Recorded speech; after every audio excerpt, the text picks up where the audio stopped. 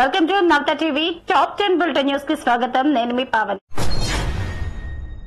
Assembly ముట్టడి కార్యక్రమానికి బయలుదేరుతున్న BJP జిల్లా అధ్యక్షురాలు గోదావరి అంజిరెడ్డిని రామచంద్రపురం పరిధిలోని భారతీనగర్ లో పోలీసులు మంగళవారం అదుపులోకి తీసుకున్నారు. గోదావరి అంజిరెడ్డి మాట్లాడుతూ మహిళలపై జరుగుతున్న అత్యాచారాలకు నిరసనగా శాంతియుతంగా నిరసన తెలిపితే పోలీసులు అరెస్ట్ చేయడం అన్యాయం అని పేర్కొన్నారు. తెలంగాణ కొత్త గవర్నర్ మధ్యాహ్నం 2 గంటలకు హైదరాబాద్ చేరుకోనున్నారు. శంషాబాద్ ఎయిర్పోర్ట్ లో సీఎం రేవంత్ రెడ్డి స్వాగతం పలుకుతారు. సాయంత్రం 5 గంటలకు రాజ్ భవన్ లో తెలంగాణ గవర్నర్ గా జిష్ణుదేవ వర్మ ప్రమాణ స్వీకారం చేయనున్నారు. ఈ కార్యక్రమానికి కేంద్ర మంత్రి కిషన్ రెడ్డి, మంత్రులు, టీఆర్ఎస్, బీజేపీ ఎమ్మెల్యేలు హాజరు కానున్నారు.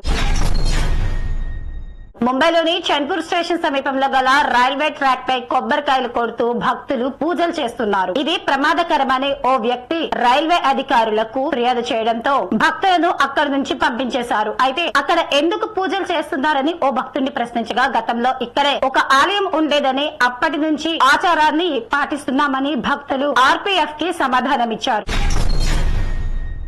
తెలంగాణలో టీమిండియా క్రికెటర్ సిరాజ్ కు గ్రూప్ 1 ఉద్యోగం ఇస్తామని సీఎం రేవంత్ రెడ్డి అసెంబ్లీలో తెలిపారు. T20 వరల్డ్ కప్ గెలిచిన జట్టులో సిరాజ్ ఉండడం రాష్ట్రానికి గర్వకారణమని ఆయన అన్నారు. ఆయనకి ఉద్యోగం ఇచ్చేలా క్యాబినెట్ లో చర్చిస్తామని స్పష్టం చేశారు. గత కొన్నేళ్లుగా అన్ని ఫార్మాట్ లో భారత్ సాధించిన చిరస్మరణీయ విజయాలతో సిరాజ్ కీలక పాత్ర పోషించారు.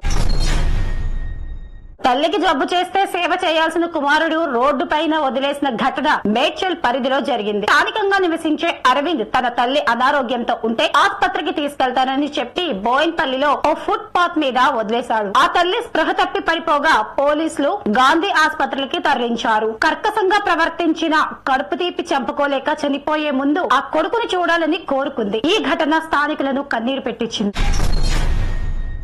దేశంలో త్వరలో జరగనున్న 4 రాష్ట్రాల అసెంబ్లీ ఎన్నికలకు సిద్ధం కావాలని కాంగ్రెస్ నేతలకు సోనియా గాంధీ పిలుపునిచ్చారు. పార్టీ పార్లమెంటరీ సమావేశంలో ఆమె మాట్లాడారు. అతి నమ్మకం పనికిరాదని, కష్టపడి పనిచేస్తే లోక్సభ ఫలితాలే రిపీట్ అవుతాయని చెప్పారు. విభజన రాజకీయాలు ప్రజలు తిరస్కరించిన మోడీ ప్రభుత్వంలో మార్పు రాలేదన్నారు. కొత్తగా ఎన్నికైన ఎంపీలు పార్లమెంట్ సెషన్స్ కు మిస్ కావద్దని సూచించారు. తాను బీఆర్ఎస్ లో తిరిగి చేరుతున్నట్లు జరుగుతున్న ప్రచారాన్ని భద్రాచలం ఎమ్మెల్యే తెల్లం వెంకట్రావు ఖండించారు. నేను పార్టీ మారడం లేదని, నియోజకవర్గ అభివృద్ధి కోసమే కాంగ్రెస్ లోకి వచ్చారని, మళ్లీ బీఆర్ఎస్ లోకి చేరడం అంటే ఆత్మహత్య చేసుకోవడమేనని నాపై కొందరు అసత్య ప్రచారాన్ని చేస్తున్నారు. కాంగ్రెస్ లోనే ఉంటా, అందులో ఏ సందేహం లేదని ఆయన వివరణ ఇచ్చారు. కాగా బీఆర్ఎస్ నుంచి ఎమ్మెల్యేగా గెలిచిన వెంకట్రావు ఆ తర్వాత కాంగ్రెస్ లోకి మారారు.